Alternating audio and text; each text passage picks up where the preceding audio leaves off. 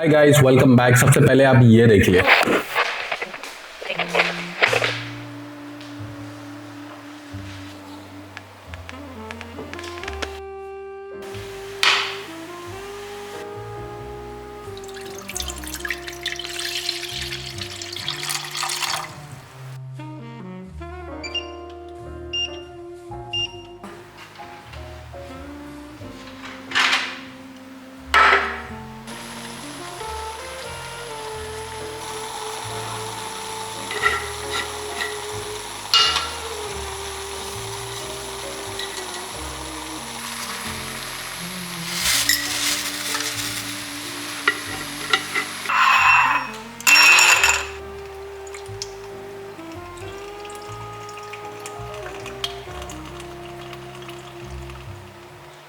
यहाँ पर मैंने एक छोटा सा एक डेली लाइफ की एक चीज चाय बनाना। आई थिंक यहाँ पे बहुत सारे लोग जो हैं चाय लवर हैं मेरी तरह, और मेरे को चाय बहुत पसंद है तो मैं रोज बनाता हूँ। तो मैंने सोचा क्यों ना एक चाय बनाने के प्रोसेस को एक सिनेमैटिक फील दिया जाए। रोजाना जब मेरे पास कुछ नहीं होता है, so I always try to make those small things, daily life things in a cinematic feel. और जब आप छोटी छोटी चीजों को एक सिनेमा फील देते हो तब आपको पता चलता है कि उसको सिनेमैटिक बनाने के लिए क्या क्या चीजें आपको ध्यान में रखना होता है। और मेरे लिए ये एक प्रैक्टिस का काम करती है कि जब मैं कोई सिनेमैटिक फिल्म बनाता हूँ तो ये जो छोटे छोटे सीक्वेंस जो मैं सीखता हूँ ना, उसमें लगाता हूँ एक बड़े प्रोजेक्ट में। सो आप भी ऐसा लगा सकते हैं, और ऐसा करने के लिए आपको मैं बताता हूँ कौन कौन सी चीजों का आपको ध्यान रखना एग्जैक्टली। वेल, सबसे पहली चीज है आपका कैमरा एंगल। कैमरा एंगल जो है वो बहुत ज़्यादा इंपॉर्टेंट है। और जब आप शूट कर रहे हो तो जो आपके कैमरे के फ्रेम में आ रहा है, जो आप दिखाना चाह रहे हो, it should be very selective. आप अपने फ्रेम में क्या चीज़ डालना चाहते हो, क्या चीज़ निकालना चाहते हो, ये आपके ऊपर है। आप अपना फ्रेम में सब्जेक्ट को किस जगह पे रखना चाहते हो, रूल ऑफ थर्ड यूज करना चाहते हो, या सेंटर में रखना चाहते हो, या टॉप एंगल में रखना चाहते हो, लोअर एंगल में, it should be directly related to the vibe of your video. आप किस वे में अपना शॉट दिखाना चाहते हो। फॉर एग्जाम्पल मैं आपको दिखाता हूँ मेरे सीक्वेंस में जो मेरे शॉट्स हैं, ये बेसिकली हर डायरेक्शन से शॉट है। अगर आप चिमनी का शॉट देखेंगे, चाय से उबाल से धुआं निकलता हुआ, तो वो एकदम लोअर एंगल शॉट है।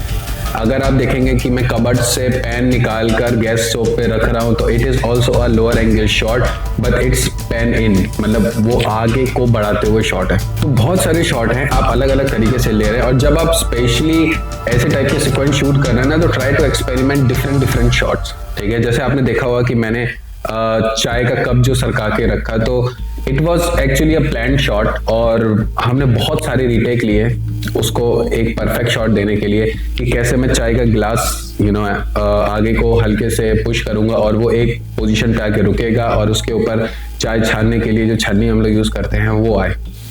और आई थिंक 10 या 12 टेक में हमारे पास वो शॉट आया, but it's really worth it, क्योंकि वो एक बहुत अच्छा फील दे रहा है। तो शॉट जो है वो बहुत ज़्यादा इंपॉर्टेंट है, और आप कोई भी शॉट ले सकते हैं, बट द पॉइंट इज वो शॉट आपका जो सिनेमा का वाइब है, जो आपका सीक्वेंस का वाइब है, उसको क्रिएट करना चाहिए।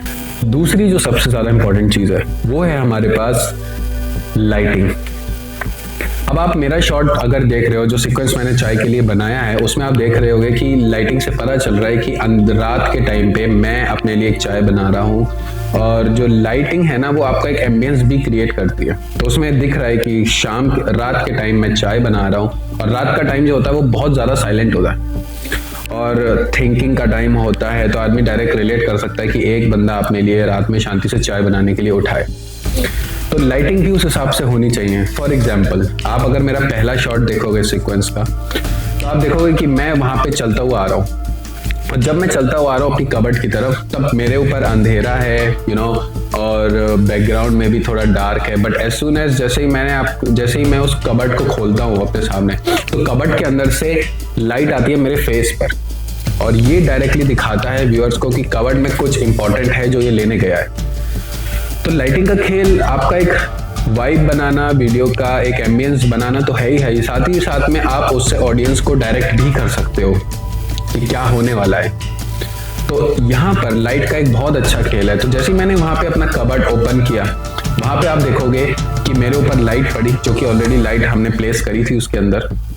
फिर वहां से मैंने पेन निकाला जो कि मेरे नेक्स्ट शॉट के लिए मुझे रेडी करता है। और ओवरऑल अगर आप मेरी पूरे सीक्वेंस में देखोगे तो लाइट्स जो हैं वो मैंने जितनी भी अवेलेबल लाइट्स थी मेरे पास, जो सीलिंग लाइट्स है आप पीछे देख सकते हो, यहाँ पर सीलिंग लाइट्स हैं, स्टोव लाइट्स हैं और एक मेरे पास साइड हैंडल लाइट है, वो सब मैंने यूज करा है। टू बी ऑनेस्ट मैं ज्यादातर आउटडोर शूट करता हूँ और धीरे धीरे मैं इंडोर शूट करना चालू कर रहा हूँ। तो मैं खुद भी लाइटिंग का जो प्रोसेस है, कौन सी लाइट कहाँ पे प्लेस करनी है, कितनी इफेक्टिव रहेगी, कैसा नहीं है, कहाँ पे रखना है, ये सब मैं अभी भी सीख रहा हूँ। तो आप लोग से भी मैं यही कहूँगा कि आप लोग भी ट्राई करें, अलग अलग पोजीशन पे लाइट रख के ट्राई करें, एक्सपेरिमेंट करें कि कौन सी लाइटिंग आपके लिए कितनी परफेक्ट आ रही है एक शॉट में।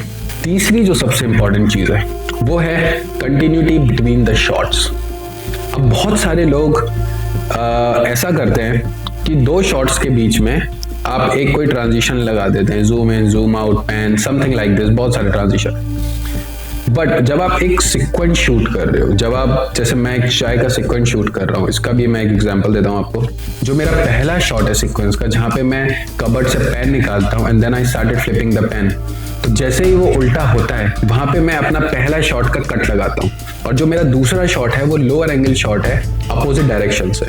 तो जो दूसरा शॉट है उसकी स्टार्टिंग मैंने करी है, जैसे ही मैं यहाँ पे जो पेन है उसको फ्लिप कर रहा था, जैसे यहाँ पे वो उल्टा है और जो दूसरा शॉट है वो वहां से उल्टे से ही चालू होता है। तो मैं आपको दिखाता हूँ कि कैसे ये एक कंटिन्यूअस शॉट बना है। तो इस ऐसे शॉट्स के बीच में आपको कोई भी ट्रांजिशन लगाने की कोई ज़रूरत नहीं है।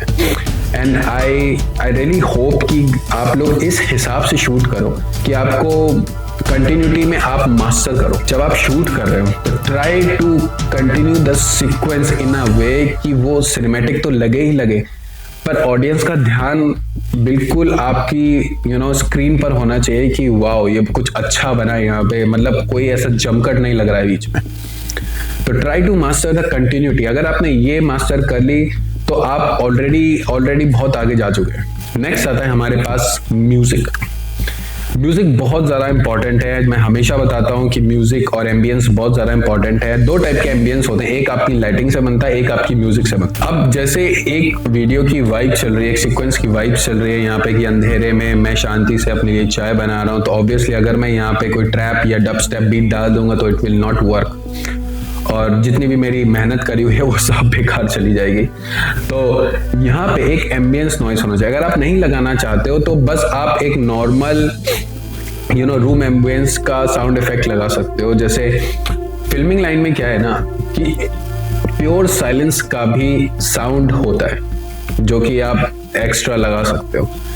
और आप नेचुरल म्यूजिक भी आप लोग यूज कर सकते हो। जैसे मैंने यहाँ पे यूज करा है, जब मैं पानी डाल रहा हूँ अपने पतीले में, तो वहाँ पे क्या नाम है, आप पानी की आवाज़ सुन सकते हो। जब मैं गैस ऑन कर रहा हूँ तो आप वहाँ की आवाज़ सुन सकते हो। तो ये क्या करता है, ऑडियंस को और ज़्यादा रिलेट करता है। बट जो आपने म्यूजिक यूज़ करना है ये बहुत ज़्यादा सोच कर चुनकर यूज़ करना है कि आपकी वीडियो का एम्बियंस क्या है, आपकी वीडियो की वाइब क्या है, उस हिसाब से आप म्यूजिक लगाएं। लास्ट जो सबसे इंपॉर्टेंट चीज़ है वो है हमारी एडिटिंग। अब इतना सब कुछ आपने करने के बाद अगर आप एडिटिंग में थोड़ा भी ऊपर नीचे हो गया तो आपकी पुरानी मेहनत सारी बेकार चली गई। अगर आपने म्यूजिक गलत लगा दिया तो मेहनत बेकार। अगर आपने बीच में कलर ग्रेडिंग बेकार कर दी तो आपकी मेहनत पुरानी बेकार। अगर आपने सीक्वेंस को थोड़ा ऊपर नीचे कर दिया तो आपकी सारी मेहनत बेकार। तो एडिटिंग जो है वो इस हिसाब से करिए कि आप पहले शॉट से लेके एंड शॉट तक आप कैसे उसको प्लेस कर रहे हो। और आई थिंक ये आपको शूट करते टाइम ही आपके दिमाग में होना चाहिए आपकी फाइनल पिक्चर क्या आने वाली है,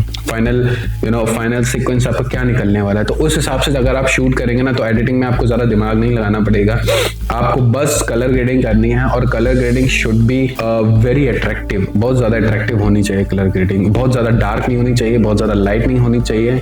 आई mean that completely up to you. अगर आपको मूडी कलर्स पसंद है मेरी तरह तो आप हल्का सा डार्क कर सकते हो। अगर आपको लाइट्स कलर पसंद है तो आप लाइट भी कर सकते हो। बट अगेन आपका वीडियो का वाइब नहीं खराब होना चाहिए कलर ग्रेडिंग के हिसाब से। सो आई रियली होप गाइस कि आप लोगों को ये सारी चीज़ें हेल्प करें कहीं पे भी। एंड आई रियली वांट कि आप लोग इन छोटे छोटे सीक्वेंस को क्रिएट करके आप अपनी प्रैक्टिस करो एक बड़े प्रोजेक्ट के लिए। और ये जब आप छोटे छोटे सीक्वेंस ऐसे शूट करते हो सिनेमैटिक वे में तो आपको मेहनत उतनी ही लगती है। आपको दिमाग उतना ही लगाना पड़ता है।